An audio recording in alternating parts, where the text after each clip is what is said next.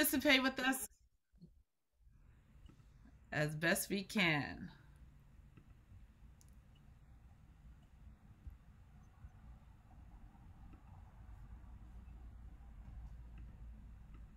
I don't see it. You don't see the reactions? Did you find you saw the Correct. button for chat? It's a little bit further to the right. Mine says share. Nope, next to that, further There's over. nothing. Do you have a button that says more with three little dots? Nope. I have a Chromebook, so Chrome for Zoom doesn't have that. What kind of device are you on? It's a laptop. It's Chromebook. Oh, Chrome doesn't have that. Chrome doesn't have that. I was just saying. You can't chat on Chrome? What's up with that? You can chat and you could raise your hand. You could do yes, no, go slower, go faster, but you can't put a thumbs up. No characters. Matt, And I no think we have a new backgrounds. issue to raise with Chrome. Campaign We're so button. Yeah. we're so excited to have you all here tonight. It's a little after 7. We want to respect your time and get underway. So we'd ask everybody to mute themselves so our co-chairs can get us going. And I will spotlight them so you can find them and see Hey, them. look, it's me. All right. All right. Well, welcome everyone. I am the Reverend Elizabeth Abel, the pastor of Cornerstone Community Church, and I have the privilege and the honor to co-chair tonight our Kickoff Assembly and Delegates Assembly. And here is my co-chair. I'm Reverend Jack Perkins Davidson, the senior pastor at Spring Glen Church in Hamden, Connecticut. So for tonight, I'm going to invite you to call me Pastor Liz if you feel the need. And I'm just so glad that you can all join us this evening as we kick off this new campaign for this season. Will you pray with me? Gracious and loving God, whose name defies definition, and whose love and mercy is evermore, we are so grateful for your presence with us tonight as we gather here on this occasion. We thank you for your divine justice in bringing us together as congregations and communities organized for a new Connecticut. Oh God, let your justice reign. Lord God, we praise in acknowledgement and gratitude of your presence with our siblings at the Congregation Bethel in Colleyville. We know that they were under attack earlier this month, but you showed your power and your strength in that moment. We pause to acknowledge your mercy as we remember those 6 million Jews and other minorities who lost their lives during the Holocaust. Today is Holocaust Memorial Day. We know, Lord God, that your will is known in freeing the oppressed. Make us be one with all who cry for justice, and one with all who stand alongside you in the fight for peace, that we who speak your praise may struggle for your truth. Strengthen us, God. Motivate us. Inspire us and make us ready for your will always. These things we lift up to you, our Creator and our Redeemer. Thanks be to God. Amen. Amen. Amen. Amen. Thank you for starting us off in a grounded spiritual moment, Pastor Liz. Welcome again, I say to you all who are here this evening as we are doing something crucial tonight, something important, something powerful is about to take place, and it has its root in the seeds we sow tonight, in the commitments that we make tonight, because tonight is the foundation of everything we do as CONECT, as congregations organized for a new Connecticut, as communities together. And so tonight we are doing a campaign launch. Are you ready to take off? If you're ready to take off, go ahead, we're taking off in the comment thread. If you're ready to take off and you have reaction buttons, go ahead, throw up those reaction buttons. We are about to launch. Yeah? Are you ready? We need your help to do this. We are recruiting you tonight. If you are here on this call, you are now officially co-conspirators in the work that we are about to do together. Co-conspirators in making this a successful campaign so that we can hear from everybody and discern where we are being led together as a community to make Connecticut and make the world a better place. So an overview of what's going to happen. We're going to start with some ongoing business, some significant affirmations of new leadership and that kind of thing. We're going to do those through some Zoom polls. So in theory, if you have the updated app, there should be a pop-up window that will come. It hasn't come yet. It'll come in the next section after the next speaker, but a Zoom poll will come up to show you, to let you vote in the affirmative for the new leadership. And then there'll be some other polls to help us get a read on where we're standing as a community. And then after we do some of that back and forth ongoing business, we are going to return to give some big picture overview of what House meetings are, what they look like, what they can be, and what the campaign is going to be structured as. We'll have an example video from Congregation Mishkan Israel of a House meeting so that we all get a chance to sort of experience that if you're somebody who hasn't had a chance to experience a House meeting before. And we are going to have a live House meeting happen right on Zoom right here. And it is going to be fun and exciting. And that is thanks to some folks from Mount Airy. We are grateful to them for putting themselves out there. And then we'll come back and show you some helpful resources for this campaign. And then we will send you out to caucus in breakout rooms with your own congregation. And if you are not part of a congregation, or you're the only one here representing your congregation, there will also be a breakout room for you as well. And the main question there is, we'll put up later, but to start percolating in your brain as we go through the meeting, we're looking at how many people you think you can get to how many meetings.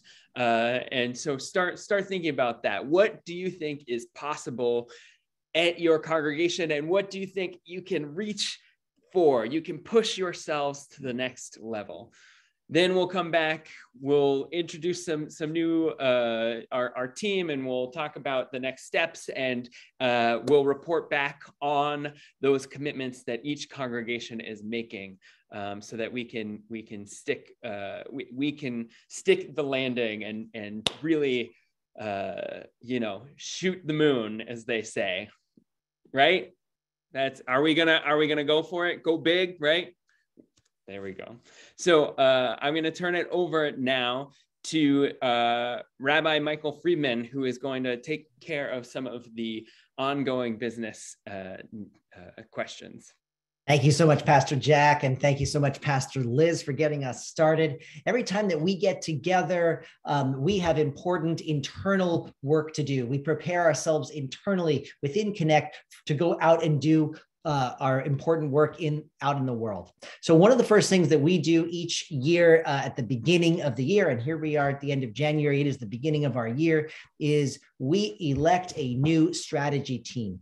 Our strategy team really is the main leadership group of CONECT, essentially our board of directors, if you will.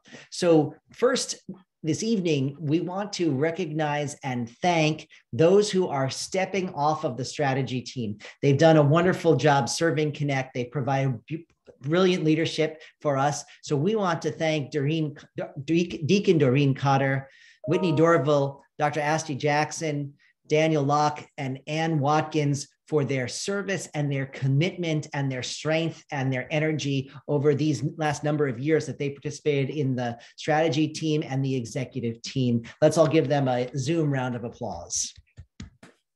Thank you to Doreen and Whitney and Asti and Daniel and Anne. Next, it's our opportunity to approve a new slate of leaders for our executive team and our strategy team. So here in front of you, you see the names. You see it divided into the executive team and the strategy team. The strategy team, as I said, is essentially the board of directors of CONECT, and the executive team is a smaller leadership team within the strategy team. On the bottom right, you see the names of those who are going to be newly elected, God willing, with your approval tonight, to the strategy team. Ms. Natasha Kuntz-Webster, Ms. Deborah Tangarone, I hope I'm pronouncing your name correctly. I apologize if I'm not. Mr. Richard Pierce, Ms. Maureen McElhaney, Reverend Maxine Plummer, and Ms. Deirdre Simmons. In addition to those who you will be approving who will be new to the strategy team, you're also approving those who are continuing on the strategy and executive team whose names you see there and whose congregations are listed. So now is the chance for that poll that Pastor Jack spoke about a few minutes ago. The poll is now up on your screen. If you approve the 2022 strategy team slate as presented, we ask you to vote yes and submit your vote at this time. There, I just submitted mine. That wasn't too difficult. Hope you all can do the same. And in a moment, we will show our results.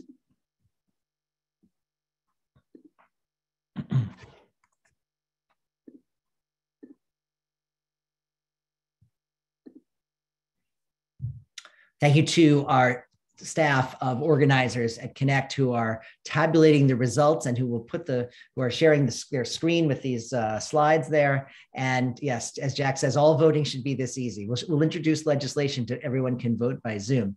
Wow, we see this result having popped up on our screen that the slate of the strategy team unanimously passes within this CONECT Delegates Assembly.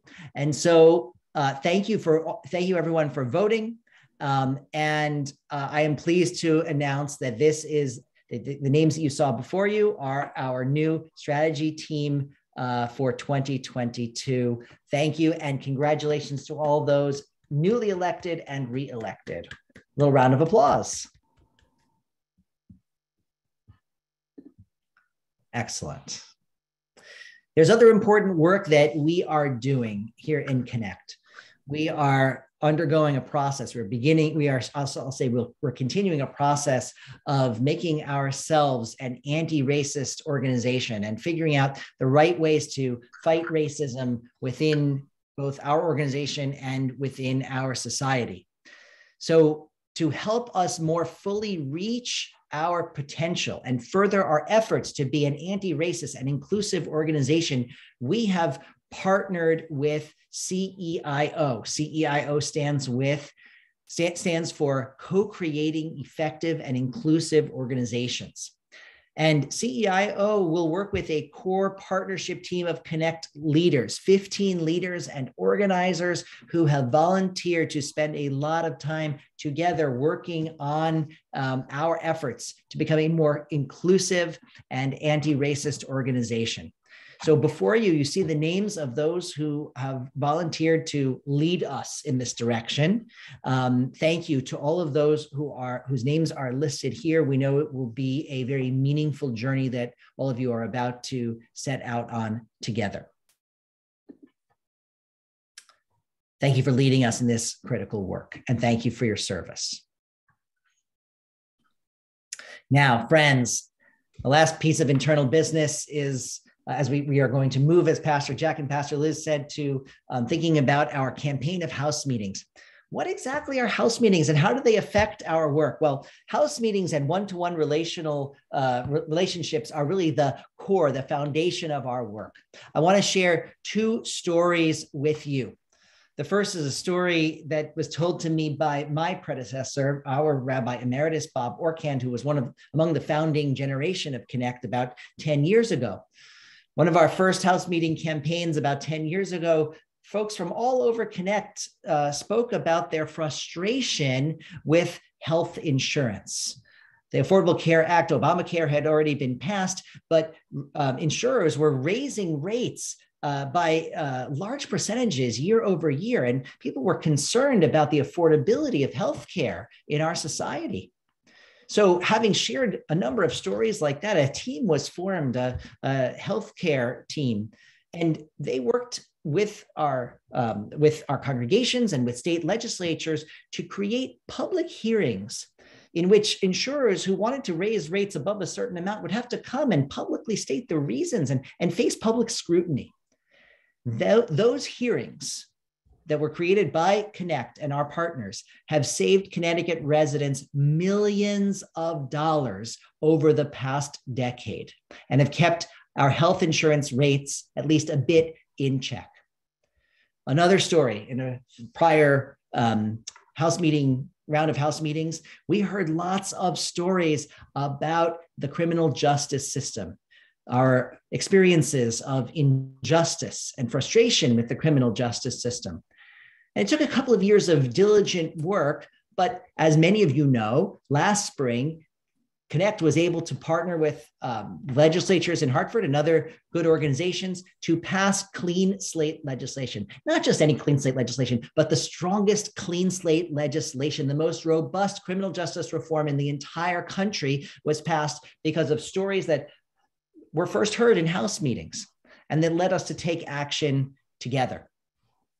So with that in mind, the cycle of organizing begins with these relationships and House and listening campaigns, one-on-one conversations, small group meetings in homes or on Zoom or in our religious institutions. And then we take those stories, we take what we've heard, and we think and we learn and we try to figure out how are we going to act together on this. Perhaps we form an issue team that's going to spend time really testing out different strategies, how we can take action, collective action, whether regionally or locally. Sometimes we've taken action in our towns, in our counties. Sometimes we've taken action at the state or even the federal level.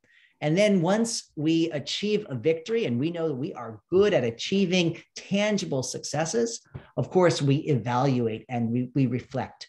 We try to think about what we did well and learn to take those lessons and carry them forward, and also learn from what we might not have done so well and might want to do better the next time around. So friends, that's what we're about to set out and do.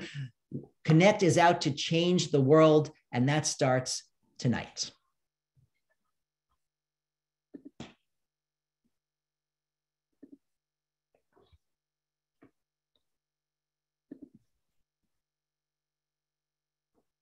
Thank you, Rabbi Friedman, for that overview and those personal stories about your own congregation's connections and giving us a clear picture of the cycle that we are in and where in that we are.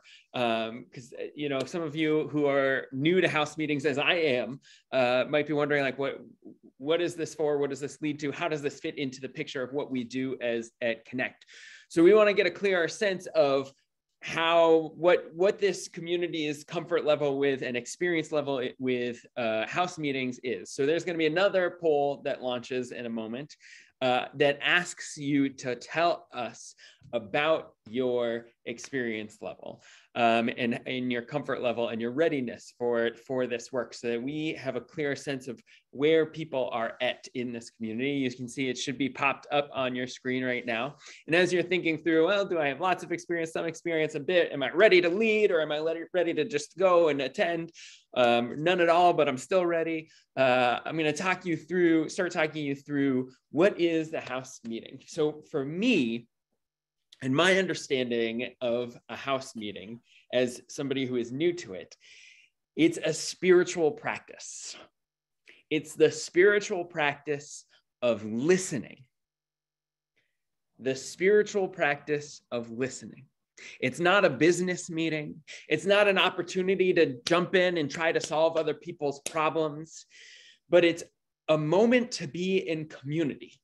And when I mean it's a practice of listening, I mean both listening to your neighbor and to what is arising within yourself. It's an opportunity for fellowship. And so in a lot of ways, it is countercultural. It is different than a lot of the things that we do in our normal day to day, in the sense that it's not about an abstraction. It's not about a, oh, I read this article and have this sort of theoretical, interest in this topic, but it's relational. It's grounded in personal connections. And so I think everybody's had a chance to answer. Let's see, how are we doing on that? Yeah, I think everybody's had a chance to answer the poll. Oh, no. Did we tell you you can answer more than one question? Oh, you can answer more than one question. Yeah, there we go.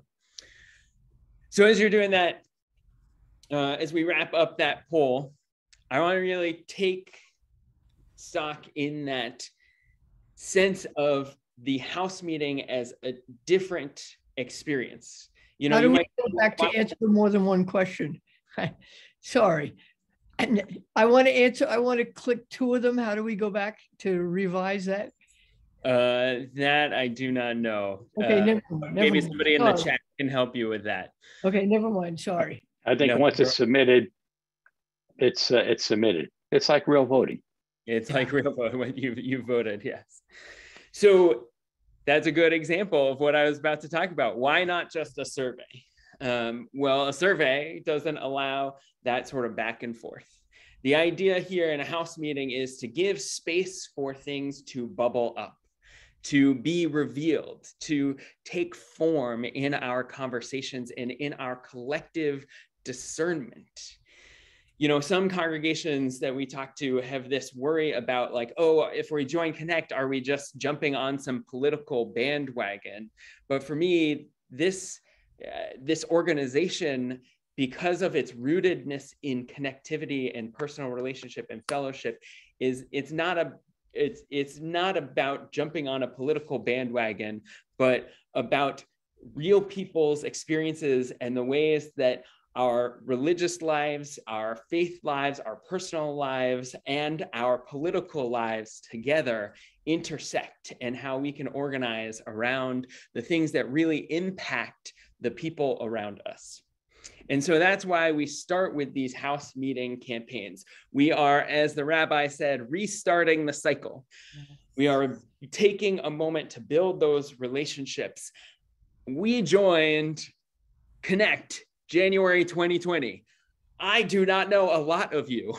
I want to get to know you. I want to be in community with you all. And so I'm excited to jump in here into this campaign. And as you see some of these results from this survey, you'll note that there's a pretty even spread across all the categories here. There's people who are like, yep, I've been in CONECT for 10 years. I've done this before. Not only have I done it, but I've led it. And there's people who are like, I have no idea what this thing is, but I'm ready to learn, and we'll work it out together. That's a good case study and example for why we are engaging in this campaign, because we have a broad spectrum of people who have been with this organization from the beginning, and people like Pastor Liz and I who are new to this. And as I said in our last assembly, we're sort of, airlifted onto the top of the mountain, and we're excited to find that next peak that we want to tackle together. So a little bit about the logistics of how that is going to happen. We sort of have the first piece of this campaign divided into phase 1 and phase 2. In phase 1, which we are thinking of February and March, you will have these meetings in your own congregation. We want to give you all space within your own community to get to know each other better, to hear each other's concerns. And in this first phase, these meetings are open-ended. There's no specific topic. There's no specific issue. It's simply an opportunity to open up our hearts and open up our minds to share with each other whatever we are going through. And as the information comes back from these first phase meetings, we will start to discern which pieces, which issues are really coming to the forefront, which concerns are coming to the forefront, which connections and similarities and common points of interest are bubbling up. And phase 2 in sort of the April and May timeframe will be regional meetings, mixed meetings, intercongregational meetings, a lot of them focused on common topics and common themes. We'll say more about how we'll be discerning those next steps later in this meeting, but that's sort of the quick overview of phase 1, phase 2 of what we are going to be engaging in together as a community. And so I want you to feel, rest assured, that you are not the only one if you haven't done this before. It seems like there's a pretty good number of you who this is your first time, and I can guarantee you're getting in right where you should be. We have a lot of support of folks who have done this already. I am one of those who have never done this before, so I am excited to engage with you and your congregations as we are trained in how to host a house meeting. It's not rocket science. I promise. I've seen the toolkit. We can all do this. Like we said, it is a spiritual practice. It is just deep listening. There is a format, it's structured, and there are trainings that have already happened. We've already had 2, there's 1 this weekend, and 3 more trainings. So when you registered for tonight, you should have also been able to register to be a house meeting facilitator. It's good for you to go so you can get this information. It's a common format of how we do every meeting. And you're so lucky that you're here tonight because we have a couple of opportunities where we will model for you what a house meeting looks like. I want you to listen for the question that will be asked. The question will be, what problem or pressure are you and your loved ones dealing with that you would like to see change around the world or changed around? And then you'll see a story shared. So at this time, I have the privilege to introduce to you Congregation Mishkan Israel, who will model for us a house meeting.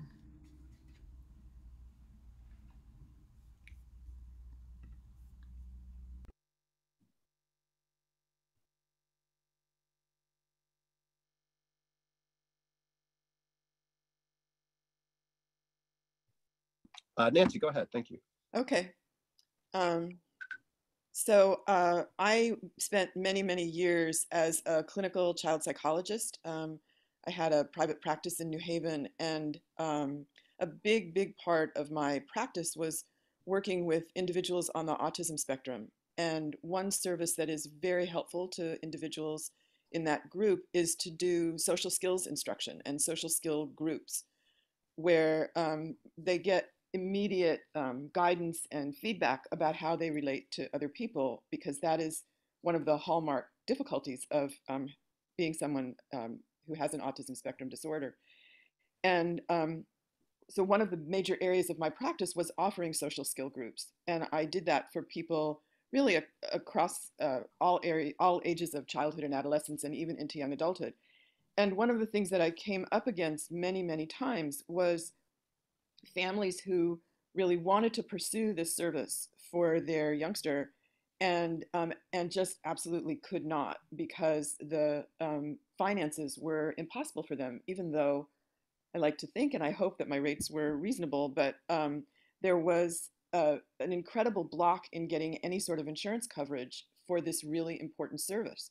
Insurance companies would okay participating in a social skills group for 10 weeks. Or they would okay it for 3 months, and then you'd have to apply for more approval. And that kind of timetable was completely incompatible with what it means to teach somebody with a developmental disorder something about social skills. Time's up, sorry. I'm sorry? Time is up. Time's up. Wrap it up. Okay, I would love to be able to work on getting more coverage for individuals like that. Well, thank you, Nancy. I appreciate you sharing that story. I mean, that's definitely an issue, because if people can't access the services, right, how are they going to overcome some of the issues that they have to deal with? Exactly. Thank you so much. Who might like to go next? Beth, thank you. Yeah, sure. So there's some overlap, I guess, in things that I've thought about and what Nancy was just talking about. So I've been a teacher at the high school and middle school level in an independent school, and a parent of a child who went through that school, and also a daughter who lost a parent when I was 17. So I was a high schooler at the point that that happened to me.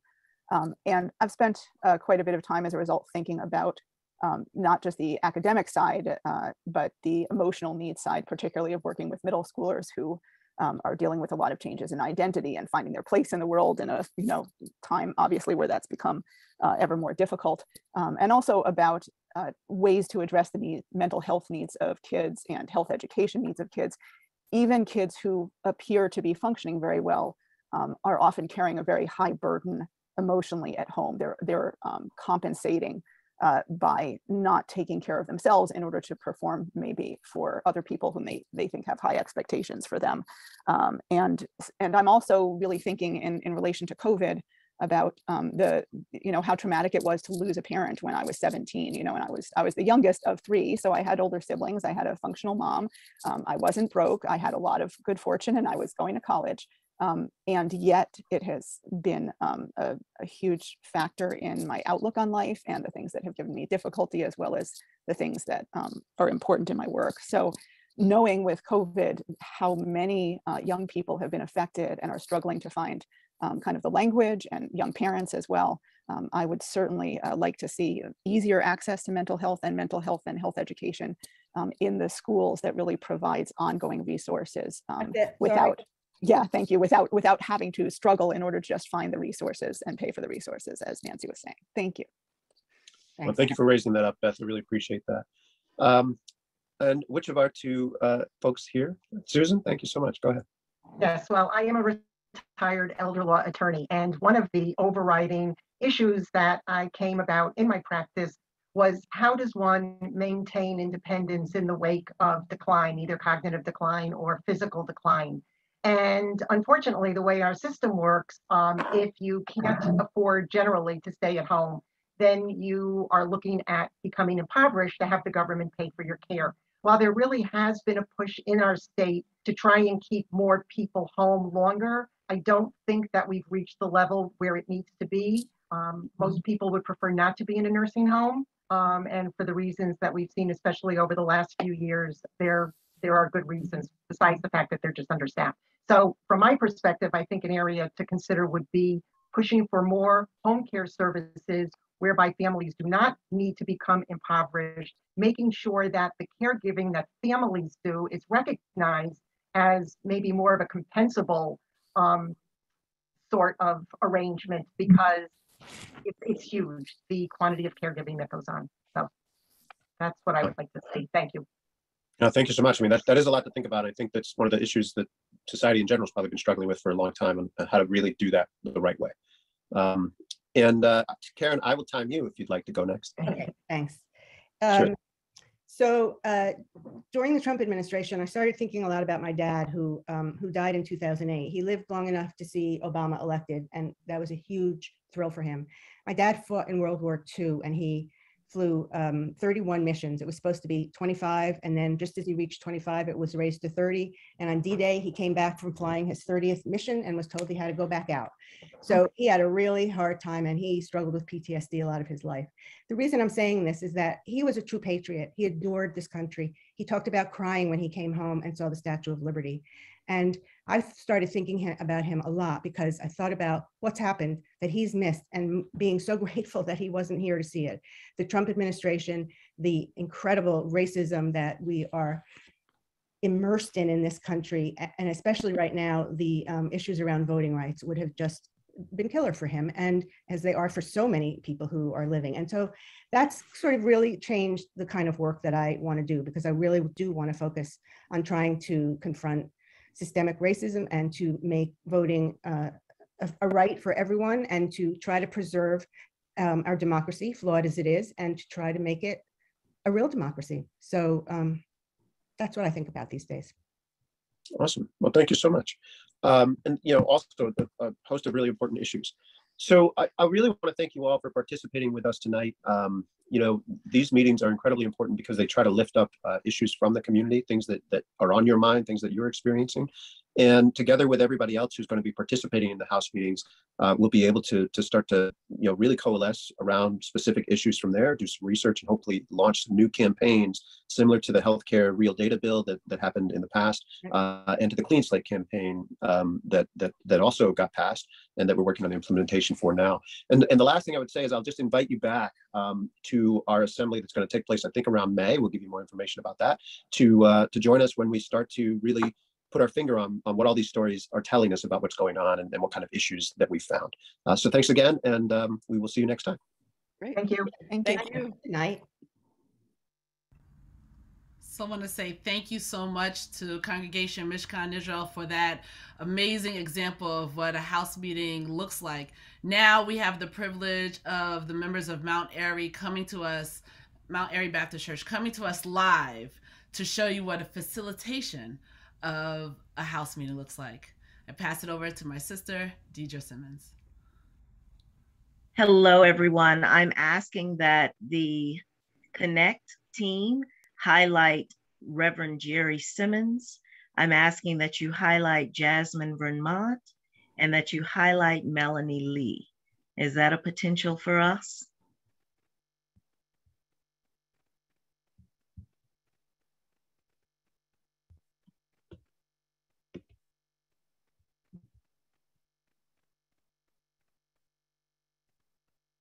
Let me know when you're ready for us to begin.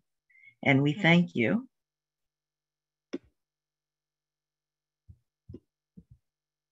Deirdre, we're working on it. Sorry. Just taking a smidge longer.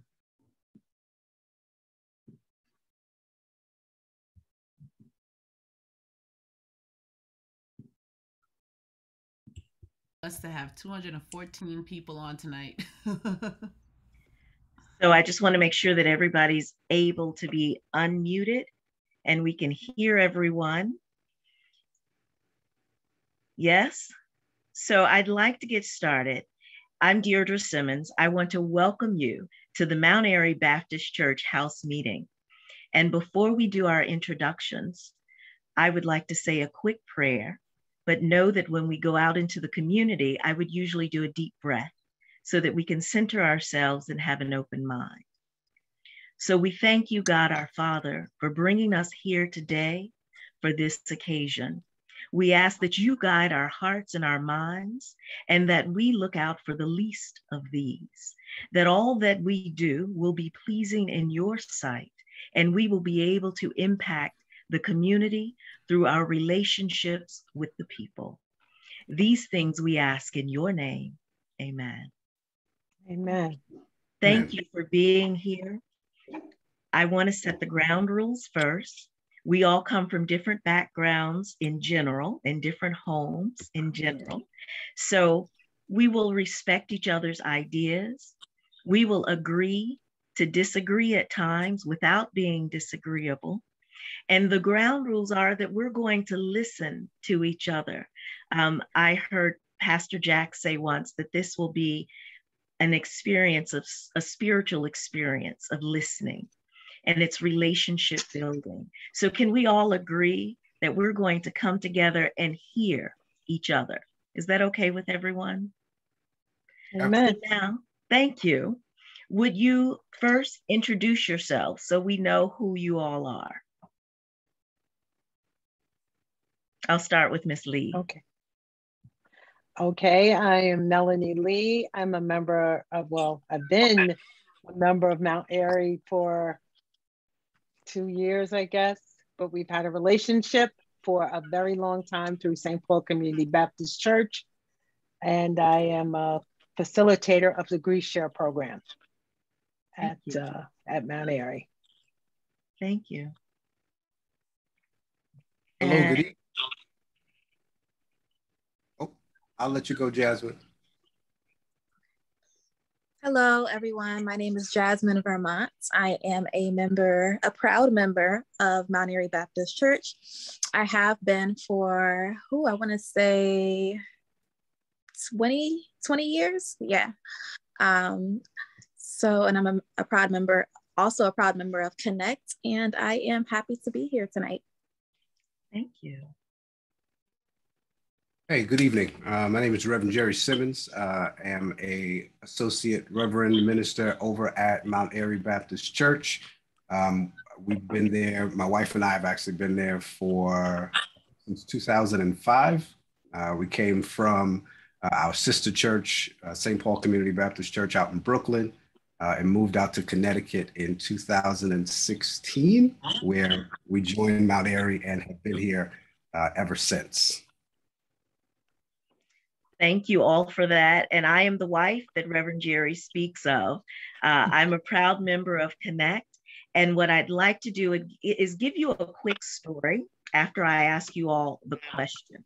So after I ask you the question, I'll give you my answer and you'll have opportunity to think about it for yourself.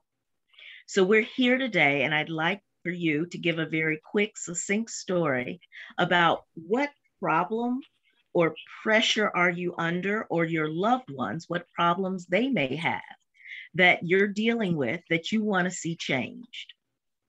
Is that okay with you all? So allow me to tell you quickly my story. I was in BJ's with my husband and we're couponers, right? You want to save as much money as possible. And we couldn't pull up one of the electronic coupons.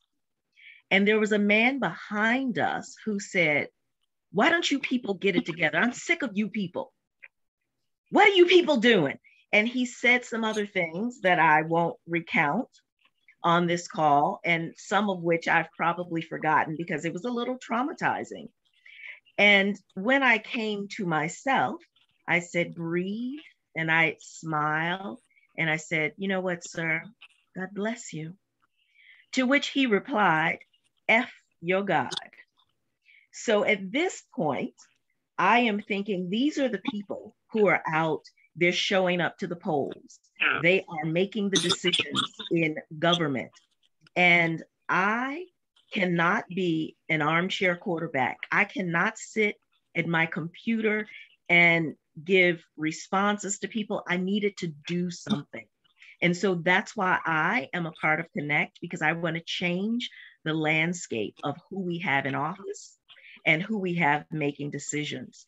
And I remember, and thanks to Pastor Endall, who reminds me of this CONECT saying, organized people plus organized money equals power. I'll say it for you again. Organized people plus organized money equals power. So that's one of the stories I wanted to share with you. And so I'll ask that if Miss Lee will go and the rest of us will mute while she's speaking. Thank you. I am I'm kind of bowled over by your story. I just want to, I guess, speak about something that has weighed heavy on me, which is, mental health issues, especially when it comes down to veterans. They just seem to be marginalized, and, it's always good to say, thank you for your service, but how much do we really thank them by not providing them with the support, the resources, the services that they need?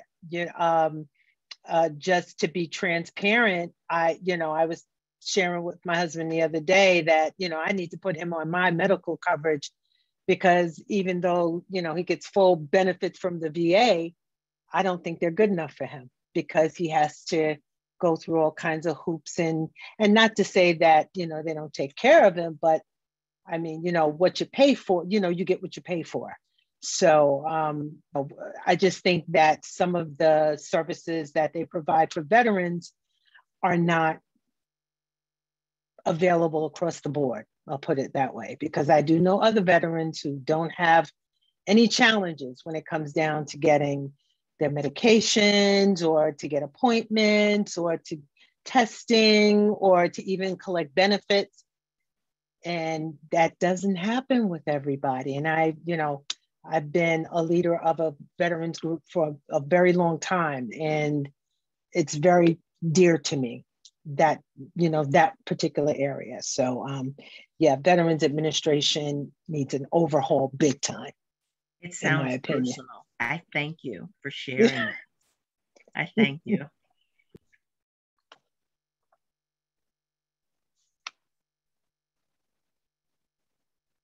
Jasmine.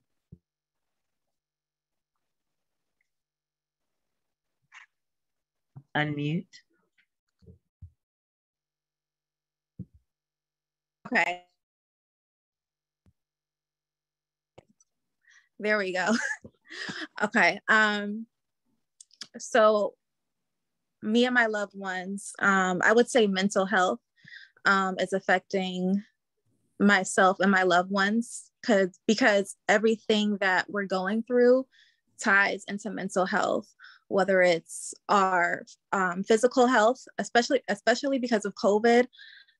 Taking care of ourselves and our bodies and our loved ones is important now more than ever. Financial difficulties, pressure from our careers, all of that ties into our mental health. And these past 2 years, we've really been going through it. What I would like to see change is therapy. In our community, usually our answer to our problems, especially when it comes to mental health, is prayer, which is great. But I would like to see more of us going to therapy and finding more resources. There's so many resources that we don't know about. That's online, that's in our community. There's books, there's blogs, there's so many resources we can take advantage of to just vent and have someone to talk to and not bottle it in. So that's what I would like to see change for myself and my loved ones is going to therapy. Thank you. I see that connection with what Melanie said too, as a piece of what she was saying. That's a piece of still, my mental health and dealing with people who are antagonistic. But I see a little bit of a thread going through our stories. Reverend. Hey, everybody. So I'm gonna loosen that thread for a second. So I will say, in regards to mental health, I'm actually currently taking a mental health first aid course because mental health is kind of an issue for me. But I think one of the things that's going on right now for me, after serving 16 years in child nutrition and in school food, I'm seeing an uptick in points of view around health and wellness for children. But I'm not seeing many conversations with children about children. And I think that there's a necessary call for youth to be at the table to talk about their health, to talk about their lives around food, their choices around food, and somehow beginning to give them voice and maybe even, a seat at the table when it comes to advocacy, choice, availability of food in their schools and their homes and their communities. And the job that I do now puts me right in front of school districts to work with school nutrition directors and school districts where they're making these choices about what kids are eating, even from the USDA, but they're not having these conversations with families, with children, particularly to educate children about what they're eating, why they're eating, and how they're eating. Children are a lot of times just subject to whatever it is that their parents purchase for them, or when their parents give them money, what they purchase at the store. But I don't think our children are being taught enough about how to eat, what they're eating, and how to make healthier choices around that. So health awareness, health and wellness is very important to me right now. I think that's a conversation that needs to be had. Thank you for that. So what I do here is advocacy around health and wellness, including children, and it means mental health and veterans. So I thank you all for that. The next phase of this meeting is, what are you willing to do about it? So you've touched on these topics. We need to talk about, in general, what you're willing to do about it and how I can bring, as a leader in CONECT, your stories back to the larger body of people at CONECT, and we can see what other congregations are saying. So I thank you all for your time. Normally we would go into what are you willing to do about it?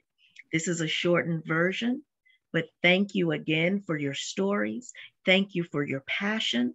And I know if we had gotten to that end part, it would be your willingness to take action for our veterans, for those of us in the community, and most of us that have mental health concerns that also include finances, and our children who are so often left out of the conversation.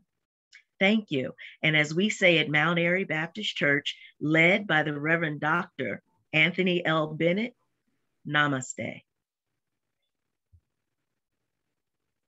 Blessings, blessings, blessings. It's so wonderful to be able to have Mount Airy come out and just do such a dynamic job live. Thank you so much, my siblings in love, and I'm so blessed to be able to have seen this. This is my first time as well, and I feel like I am ready to go out next and host my first house meeting. I thank you all. Hey, everybody, can I get reactions of hand claps, raised hands, all of that for our siblings at Mount Airy Baptist Church who have really shown up tonight for us? So what's next? Everybody tonight will get a copy of the house meeting toolkit. It's scripted. It's really a beautiful document to help you understand how you can get into this work. If you were paying attention, you would have seen Ms. Deidre Simmons taking notes while the members were speaking. And then she responded with what she thought their theme was. House meeting facilitators will collect themes and report those themes back to the members at CONECT. Then the house meeting campaign team will come together and discern all of the themes, and we'll be looking for these criteria: racial and economic justice. Does it further racial and economic justice? Does it center the voices of leaders of color and leaders from low-income communities? Or is it feasibility and winnability? Does it line up with political opportunities on the horizon? Do we have enough power to make it happen? Then leadership. Are there committed leaders who want to lead campaigns? Does it build your collective power? And then need. Is it deeply felt? Are other organizations working on it that could resolve it without CONECT's involvement or leadership? All of these criteria must be met for CONECT to take up the issue so that we can collectively surround the campaign that will go further. At this time, I would like to pass it over to, is it still me? It's still me. No, it's you, Pastor Jack. Yeah, we are about to send you all out into your caucuses, into your congregations, as breakout rooms to discern what you think you all as a team can accomplish and what you can commit to as a congregation. So you've got 3 questions to discern, and that is: 1, how many people will you reach? How many house meetings will you perform or lead or facilitate? How many people will you send to facilitator training to help get this done? Some of you might have a cheat code in there that you've already sent some people to facilitator training. And some of you may have already signed up for it when you signed up for this event tonight. Then assign 1 person to do the report back. we're trying, based on our experience last time, we're trying a different report back system this time. So that person will put in the thread, in the comment thread here, right in Zoom, the report back answers on those 3 questions. We'll have people tabulating those various answers, and we'll have a bigger a sense of the whole by the end of the evening. And while we're collecting that information, we'll share some resources like the toolkit and the names of the people on the planning team, and we'll receive some other questions at that point too as well. So for now, we're gonna send you all to your breakout rooms, and just take a moment. We'll have some patience with us as we work out the behind the scenes tech. You should have a little pop-up now that says join a breakout room. In theory, you have been assigned to a breakout room. If you have not been assigned or do not know where that button is, then just wait a moment, and once everybody has joined their breakout rooms, we'll help you get situated. So go ahead, click mine is appearing. Your setup might be different. It might come up as a pop-up. Mine is coming up as a little red notification under the more button, the 3-dot more button. Again, the questions that you'll be discerning together: how many people, how many meetings, and how many to facilitator training. And remember to select a reporter back. Mm-hmm. For those who are still here trying to find your breakout room, I'll name that the CONECT as an organization has set 30% of your congregation as a benchmark to aim for.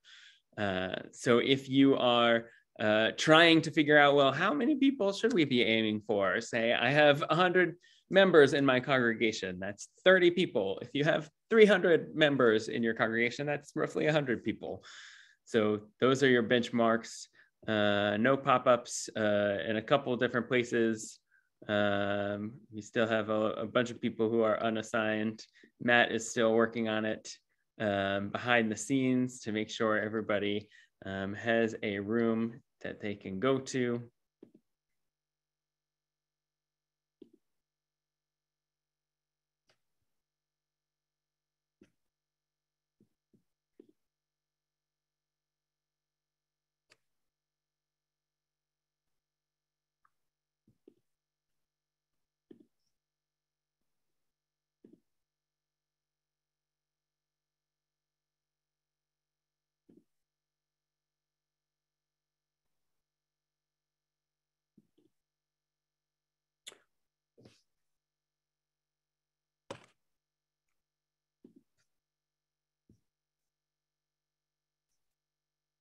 We are currently sending you to breakout rooms manually. So I'm sorry this is not going faster. A lot of the names I recognize, but yeah, we're going one at a time right now. If you know how to rename yourself, then that would help facilitate the process. So rename, so after your name, put your congregation's name, and then that will help us assign you to the correct breakout room if you have not been assigned already. If you know who invited you, that would also be a big help. Horace is asking, can somebody explain reach? Reach means how many people are you going to invite to be part of the house meetings? How many people do you want to be in the house meetings?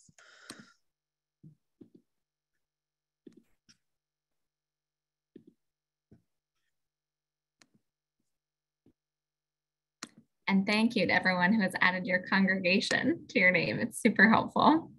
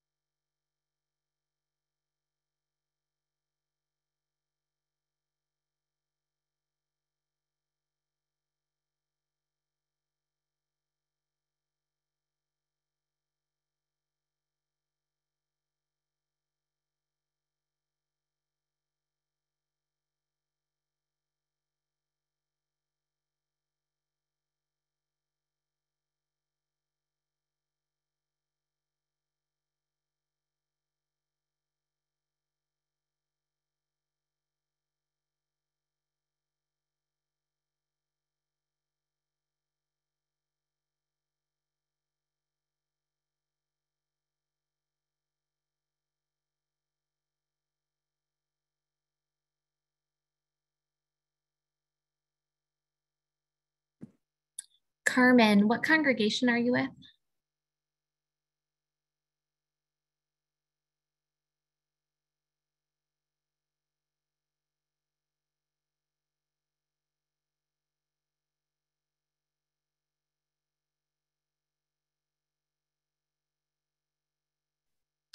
I've got a William Ayers. William, where are you? What congregation are you with? Can we take the unmute block off?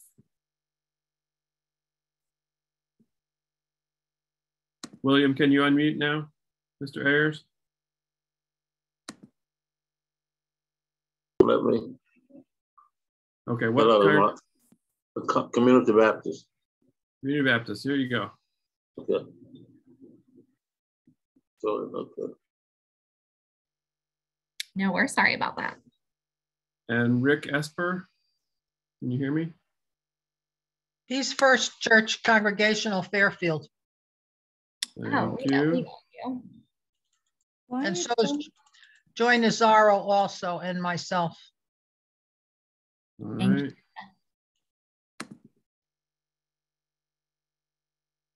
Okay, that's where I want to be. Lynn McNamara. Just for Cornerstone. My First Church Fairfield also. The First Church Fairfield, coming right up. Thank you.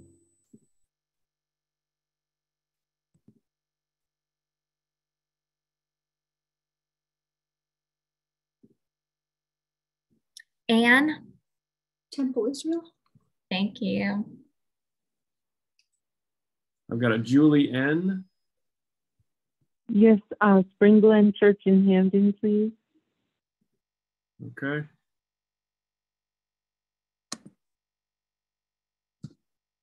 Can you help me get to Temple Israel? Who was that? Eileen Glickman. Eileen Glickman, you got it. Thank you.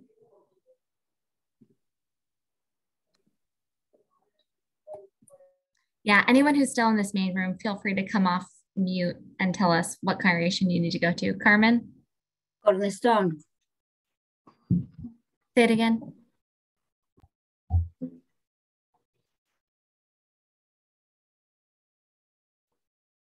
Mayor Barron? Mount Airy. Charlie. Charlie, yes, Mount Airy. Kathy Quaker. Maria Hi. Guzman, Cornerstone. Maria Cornerstone. I'm St. Paul's. Mayor Barrington, First Baptist, Milford. I'm sorry, who was that?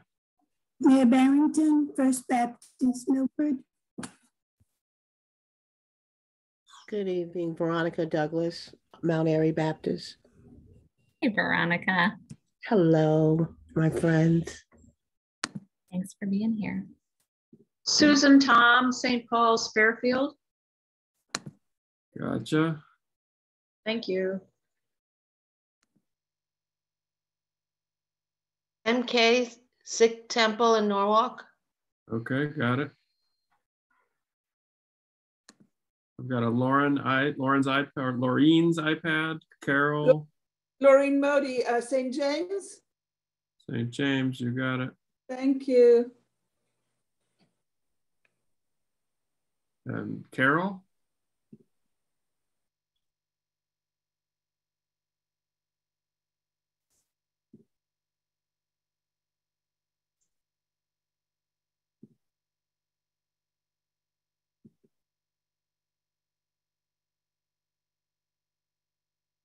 Or someone named Halstead.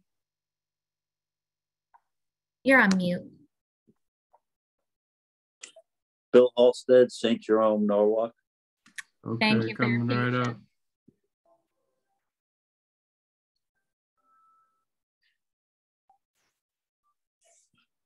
Wow, that was frustrating. I do think some of the pre-assigned worked, but not all of it by a long shot, for sure. Kathleen Buchanan, St. Rayfield.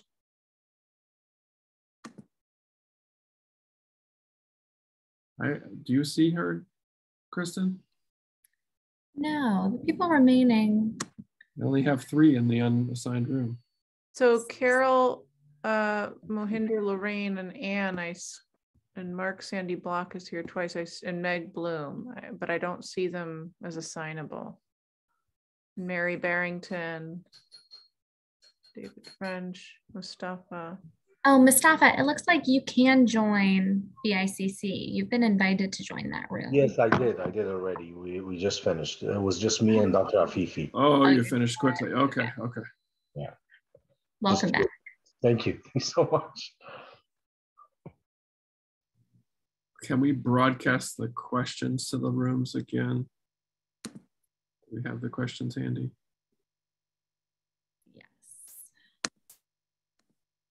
Lorraine, did you want to be in St. Jerome's room? I'm trying to figure out how to get you there if you're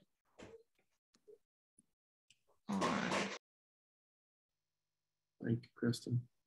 Mm-hmm. Jack, if you want to go to you want to go to Spring Glen? I've been assigned. I'm gonna let them work it out. Okay.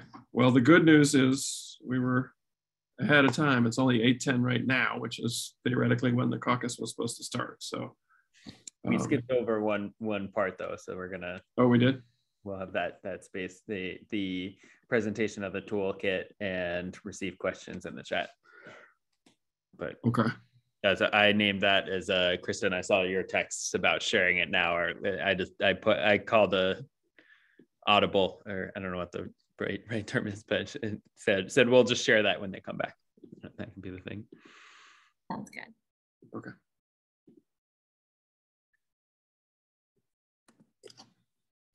So what time are we bringing them back now after that? After that scrum.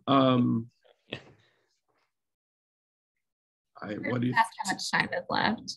Do we give them 10 more minutes, or is that going to be too much? That's too much, I think. So, since one group is already back, it sounds like. One and for group the is other back. folks who are still in our main room, Mary and a few others, do you want to be in this room or do you want to be in your congregational room? I want to be in our room. And which group are you trying to be in? St. Raphael. I'm trying to get in First Baptist. First Baptist. Was that Mary? Yes. Yeah.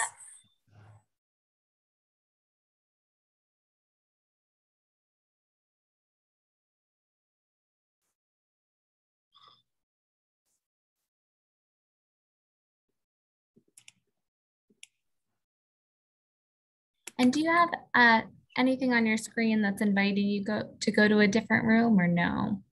No. And same for you from St. Raphael's? I'm from St. Raphael. Okay. Do you have a thing on your screen that popped up? No. I just tried to move you to St. Raphael's.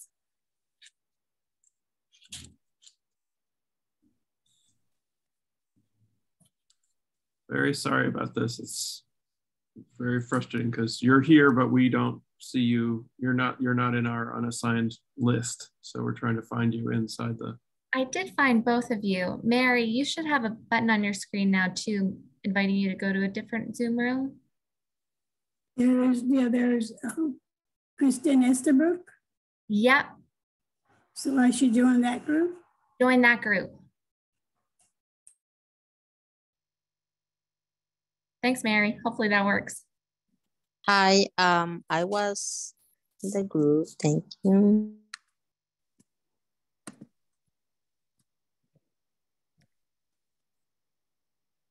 And for our St. Raphael's friend, still nothing on your screen? No.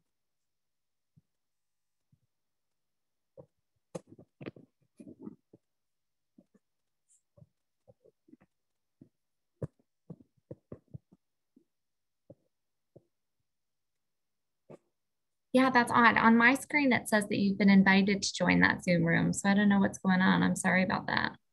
St. Raphael's name never popped up. Is there another name that I didn't recognize any names that popped up? There is a Zoom room happening now for St. Raphael's. It could have popped up with my name, Matt McDermott, or Kristen Estabrook inviting you to go to such and such a room. I didn't see it.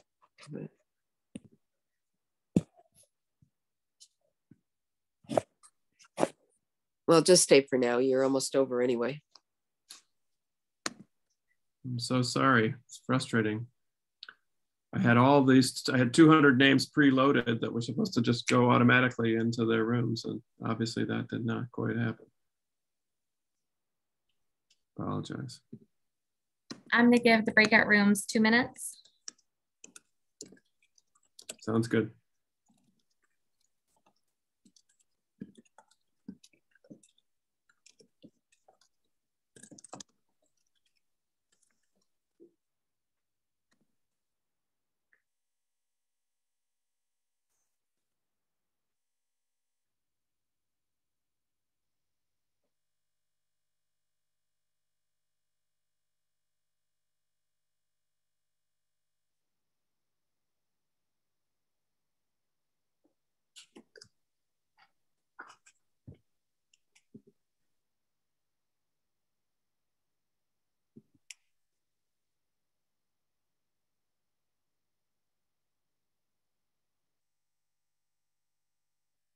Pastor Jack, how many people do you think Spring Glen's going to commit to? What's your bet?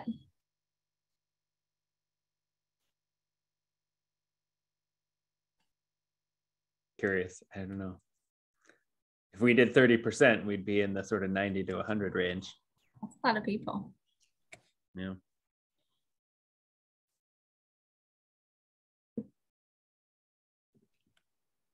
Leslie, I do see you're here, and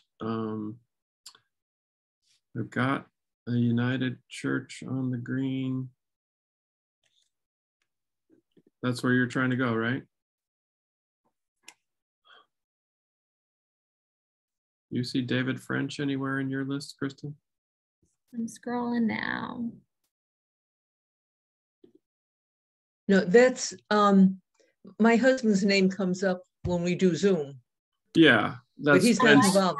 But I should be with Jeff She's Hopper in and the Julie Unitarian- Peterman. She's in the Unitarian Society by accident. Yeah, Okay. did you? I didn't do that though. I didn't. No, that's not on you. That's on That's us. our To mistake. me, I didn't do it. Okay, Did we'll you get move an you. invitation? We just fixed it. Yeah, I should be with Jeff Hopper and Julie Peterman. You should have a pop-up somewhere that's inviting you to a room. Okay. The correct one. So Got it. sorry about that. Thanks.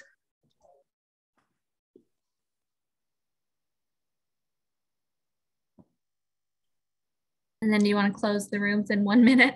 Yeah, I was gonna say we can give her a 30 seconds to commune with them. Let her say hi to Jeff and Julia.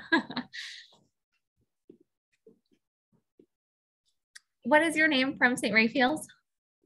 Kathleen Buchanan. Hi, Kathleen. Thanks for hanging out with us in this room. I found her on the list, and there was an invitation sent to the right room. There was? Yeah, yeah. You never got a pop-up or anything, or No. a red notification on No. anything? Sorry. I'm on an iPad. I don't know if that makes a difference. Yeah, maybe it's appearing in some weird place. Yeah. It's not appearing, I guess is probably the better way to say that. Well, what's your prediction? How many people do you think St. Raphael's is going to hear from? You know, it's hard. This is new for us. You know, their intentions are good. I don't know. I can think of a group, but it's a small group, so I don't know. Yeah. They're good. Right. I think I'm going to hit close all rooms because I think it takes a minute to bring them all back anyway, right? Yeah, I think that makes sense.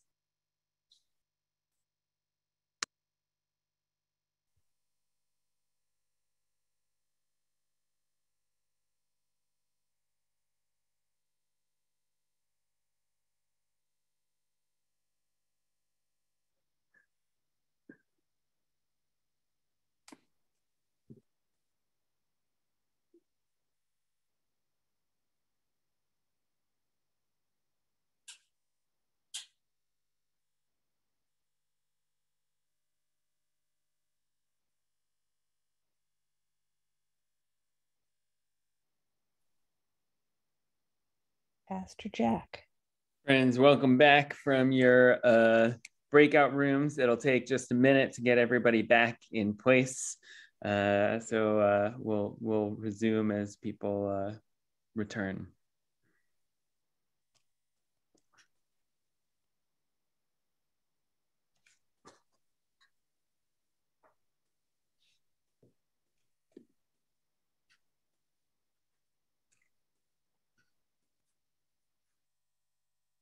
We're back. Woo! We did it. Yes, sir. I was like, I hope some people didn't leave the meeting, but just left the room. Yeah. Sonia, thank you so much for sharing. We appreciate that story that you shared with us in your group. A pleasure. All right, so here's what we're gonna do. We need the person that you chose in your group to be the report back person to put in the chat feature the numbers that you committed to as a group or as a congregation, as a community. Just that one person, and everybody else can sort of stay out of the chat feature for a moment so that our tabulators can clearly tabulate and easily find the numbers that they need to find. And we know we're not getting any double responses or side conversations. So thank you all for your patience as we discerned how to fix some of the tech glitches that were happening. I'm sure you all in your churches, in your congregations, in this new hybrid world that we're living in, have experienced similar issues as well, and know very intimately the frustrations of having to do a quick fix like that. So thank you all for your understanding. As our tabulators are tabulating the answers to these questions, Pastor Liz, do you want to tell them quickly about the toolkit? Of course. So you in the chat, you'll have a link that will invite you to download this beautiful toolkit. As my virtual is not letting you see it. It's about 22 beautiful pages, but it's not 22 pages of reading. So do not fear. And everything is listed and scripted for how you can invite people to house meetings, how to conduct a house meeting, how to report back on your house meeting. It's all there. And then if you have any additional questions, do not fear or hesitate to reach out to your lead congregational member or to any of the Connect members. We're about to introduce you to our house team campaign team, and so that you'll have a name to go exactly with who to reach out to. So you'll see on your screen now the names of the people on this house meeting campaign, which is co-shared by yours truly, Pastor Jack and Pastor Liz. Woo, woo, woo. I am excited for this team that we have put together. We are sort of going to be trying to keep tabs on how each congregation is doing. So when you have a meeting, make sure to reach out to somebody on this team or one of the staff members on Connect so that we can keep track of who's doing what and who needs what kind of support. Let us know what's working. Let us know what's not working. Let us know where you're struggling. Let us know where we can intervene and help you out. If you need some extra training or extra support, whatever you need, we are here for you. This team will be meeting roughly every other week for the next few months in order to check in and see how things are going and problem solve and take on this big challenge that we have committed to. Then we will start to suss out from the meeting notes that you all take during these house meetings, the common threads, the common issues, the concerns that are keeping us up at night, that we want to address and make the world a better place. And we'll sort of start to discern what our phase 2 will look like based on the, as Pastor Liz told us earlier, based on the sort of values commitments that CONECT has set forth. And we'll be doing that in coordination with the strategy team as well, that you all voted on earlier this evening. So it's going to be an exciting season of discernment, of listening, and of sharing, of vulnerability. I want to name that I really loved how personal all of the stories were in the 2 examples that we saw of house meetings earlier. It was really rooted in personal experience. And that also there was the comfort level with keeping time and holding people to our time commitments. So in that vein, let's see how we're doing with adding up our documents, our commitments here, and if we have yet a total number of house meetings. I see reports from a whole bunch of congregations, from our friends at First Congregational, at First Baptist, at St. Rose, at Bethel, Norwalk, at Quaker Meeting, at Community Baptist, at Temple Israel. All right, we have a number. We have a number. Is this is the number of people we are going to engage, Matt? Is that what I'm looking at? Liz, you want to give the good news, Pastor Liz? So our number, can I get a drum roll, please? Whoa! Wait, I have an actual drum here. Oh, okay. No, go. No drums, okay. So today I don't have to do too much tap dancing for you, but our total number so far is 1,068 people. 1,067, the numbers are still going up. 1,078. Let's go. 1,078. And I know even in our group we were talking about, oh, we'll put this number, but we're going to get this many people. So if you get more than you said, please make sure you let us know so that we can report accurately the numbers of people we engaged during this house meeting campaign. We are so grateful for that you were able to spend this time with us. Before we leave, look at this. The number just went up. 1,128 people. This is what I like to see. Listen, folks, this is the beginning of it all. This is where your voices get heard. This is where your issues are raised. And it starts with one-on-one and relational meetings. I couldn't be more excited to be a part of this effort and to be a part of CONECT and the change that's happening right here in Connecticut. We are organized for a new Connecticut. That's a wonderful thing. At this time, I would like to introduce my wonderful sister and colleague from Congregation Bethel, Rabbi Ita Paskine, who will give us our closing prayer. Hi, Rabbi Ida. Hi, Pastor Liz. So good to see you and so good to be with everyone this evening. Let us close our assembly with a moment of prayer. Source of strength, guardian of the most vulnerable, we turn to you on this night. We, the assembled from home, are grateful for this opportunity to spend time connecting, dedicating ourselves, our individual congregations, and our collective CONECT to making positive change right here in Connecticut.